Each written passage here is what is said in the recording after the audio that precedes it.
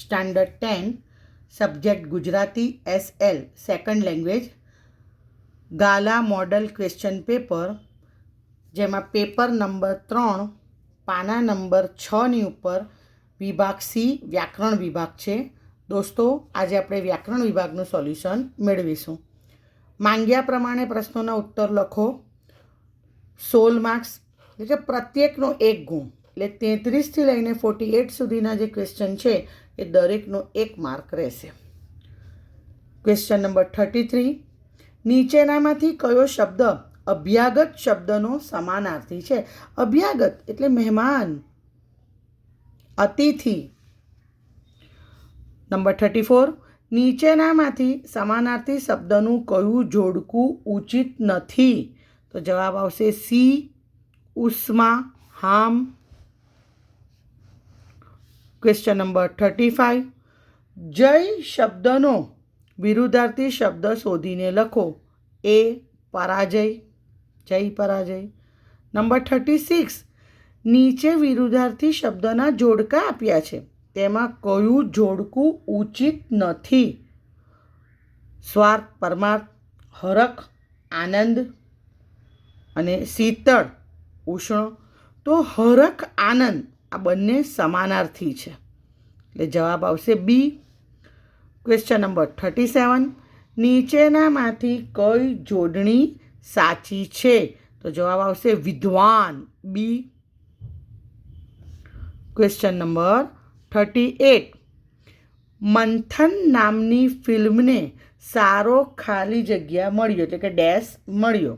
તો જવાબ આવશે પ્રતિસાદ.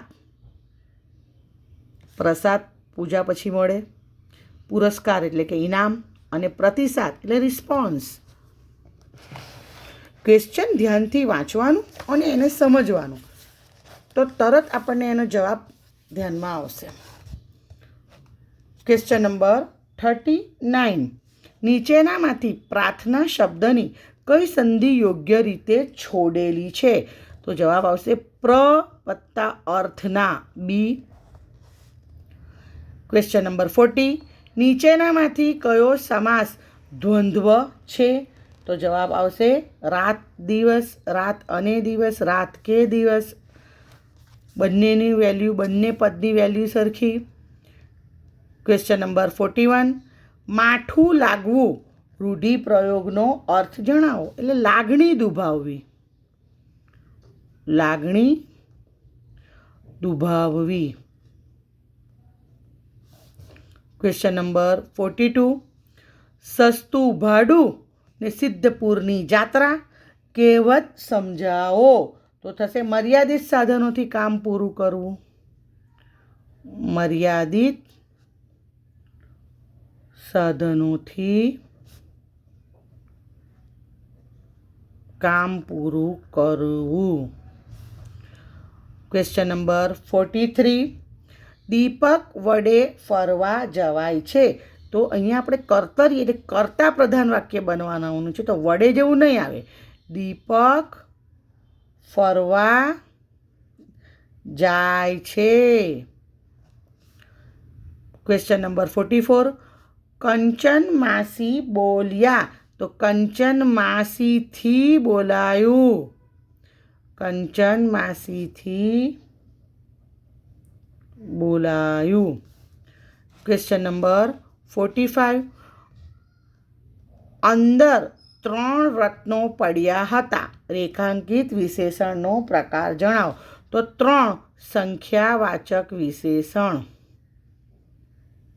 સંખ્યાવાચક વિશેષણ. ક્વેશ્ચન નંબર 46, નીચેનામાંથી વિકારી વિશેષણ શોધીને લખો. તો જવાબ આવશે બી, સાંકડું. ક્વેશ્ચન નંબર 47, તારો જીવ કેમ અકળાય છે?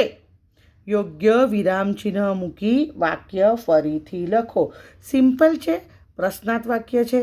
તારો જીવ કેમ અકળાય છે, છેલ્લે પ્રશ્નાર્થ ચિહ્ન આવે. અને ક્વેશ્ચન નંબર 48, વાક્યમાં નવાઈ, પ્રેમ, નફરત, આશ્ચર્ય કે ધિક્કારની લાગણી દર્શાવવા કયું વિરામ ચિહ્ન વાપરી શકાય? તો એ ઉદ્ગાર ચિહ્ન. દોસ્તો, આશા રાખું છું કે મારા દ્વારા અપાયેલી આ સમજૂતી ગમી હશે. All the best for exam. By.